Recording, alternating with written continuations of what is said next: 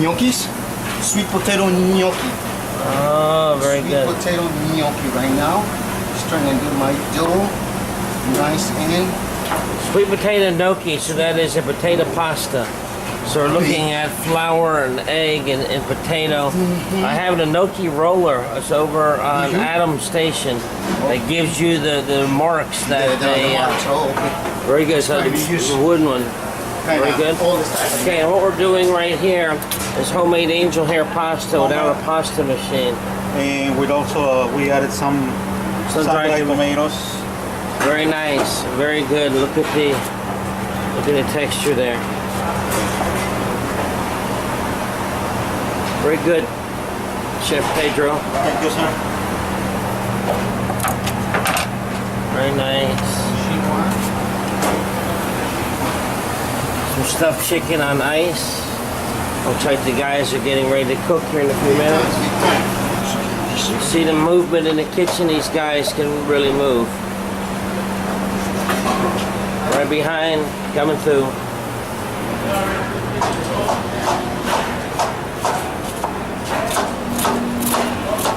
Very good, Joe. We're working with knife skills right now with Chef Joe. We're here with Chef Amy right now. Chef Amy, what are you making? Making a mousseline with whitefish and scallops. Okay, very good. Looks like a whitefish mousseline. Very good. She's got her ice ready. Keep the mousseline cold. Did you add your cream and season and all that stuff yet? Yes, I did. Now I'm Okay. cold in my Very salmon. good. Okay, very good. Oh, very good. Keep it on the ice. Keep it on the ice. Move it around. What we're looking at is making this and keeping the force meat on ice. This is the mousseline style. To the best of our ability. He's looking for the viscosity of it, blending in the garnish, the seasoning, the herbs, whatever she might like. Are you using the recipe in the book? Yes, I did 1 egg white with 1 tablespoon of cream. Okay, 1 very pound good. of fish. Very good.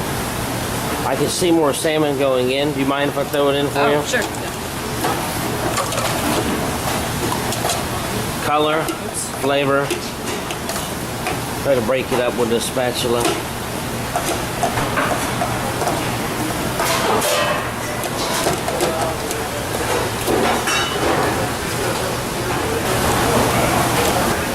Okay, now Chef Amy, what are you going to be doing next with that? And then I am going to put it back, put it in the pastry bag and Yes. dip it into plastic wrap, roll it. Oh, you're making sausages. Yes.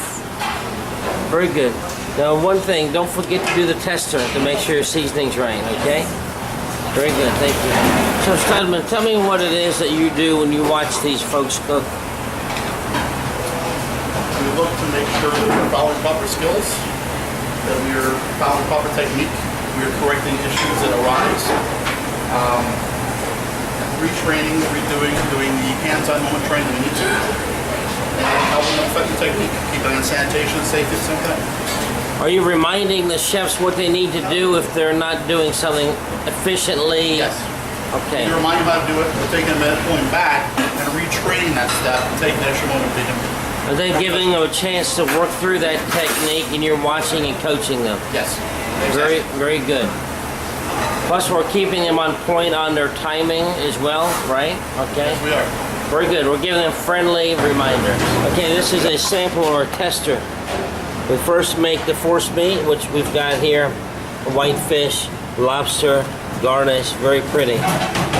Then we did a sample test. A little more salt. Yeah, we know that we need to adjust the seasoning.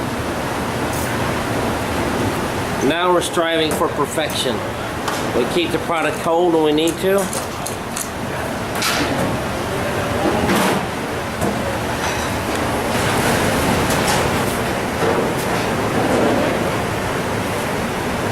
Proper sanitation. Let's take a look at his station below. As you can see, the only thing on his station is only the task that we're working on right now. And then as we work that task, we process it and we get it back into the refrigeration until we're ready to cook. Trying to observe the health code standards for a HACCP run kitchen, glove usage, temperature usage, product knowledge, sanitation on the station, practicing only pulling out the tools needed to do the job. Adam, what are you up to, man? What are you getting ready to do next? Gnocchi. So Chef Adam realizes that now we're getting ready to use the table for his work surface. He's going to be doing the potato pasta known as gnocchi. Anything not needed for the task, he's going to get it out of the way. He knows that by looking at the clock here, it's 12:05. Window opens for this assignment at 12:30. So we'll give a window call, 25 minutes, window open, followed by a 15-minute plating window. So right now is when the chefs are moving to get everything finalized and ready for the cooking process. Okay, so this whitefish, what we're looking at doing is a sophisticated preparation, and we're taking the lobster force meat, which is a mousse made out of the scraps of the product, a great way to utilize them, and then we're rolling the product up. The one thing, Chef, you may want to consider is that you need to glue the end with some little force meat to keep it from coming apart. There you go. So this one, as he rolls it, when it cooks, he should glue and keep it from coming apart. There you go. Let's take a look at this pasta.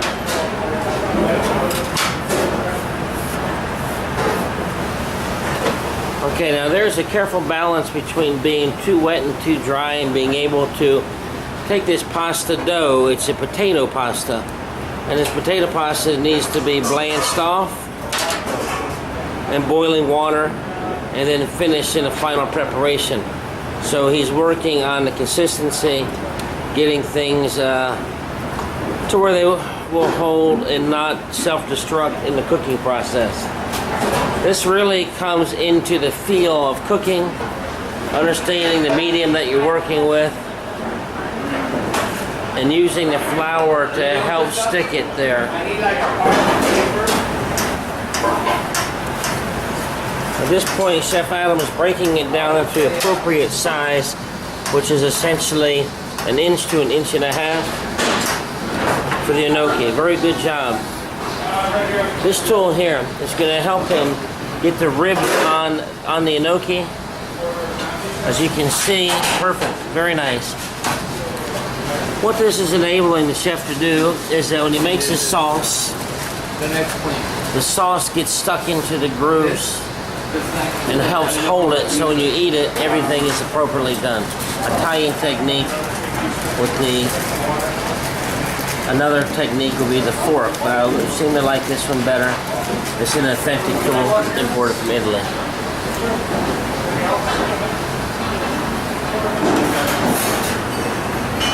Okay, here we're doing a modern day style of a sausage without a sausage casing. We're able to pipe the nice mousseline between plastic wrap, roll it up, come back, and create the sausage links using plastic. Now when you find yourself, Chef, with a situation like this with an air bubble, you would pop that and then roll it one more time in plastic when you're done, or just a little pinhole. Little pinhole will fill the hole up, make the sausage nice. You don't need to wrap it anymore. It'll actually coagulate when it hits the hot water. Now, when we cook this, now how are we cooking it? In boiling water. Okay, now here's where the coaching comes in. Because there's only a couple things we boil, and Chef Amy, you want to change your answer? Yes, simmering in You're going to poach it. poach it. Right, about 180 degrees. That way it doesn't mess the mousseline up, the texture of it, as well as makes it nice and tender. We're in the final stages of putting their presentation out. We've got a red snapper here and a saute. Pan selection's critical. We're working with what we've got. Teflon pan might have been the best choice, but we don't have it, so the chefs are working with standard cooking equipment and producing the best meal that they can. Proper cooking techniques. We're looking for the red snapper skin to be crispy, the fish to be cooked through, but not too dry, and obviously taking the right temperature. 15 minutes, it's ready when it opens. As you can hear in the background, 15 minutes the window opens. That means these guys need to put up their plates. What we're looking for is one competition plate per chef. The remaining ingredients for their dish must be served on a platter, for that way the rest of the teams can try their food, and that's the product that we're eating for lunch today. That way we get to make it, we get to eat it, followed by a critique of their final work. In this class, we look at all aspects of the dish, from the nutritional balance to the way the craftsmanship is done,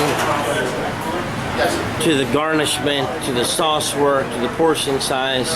We look at 10 different things when we put the plates out, followed by a post critique of that, so the chefs know what to work on for the future.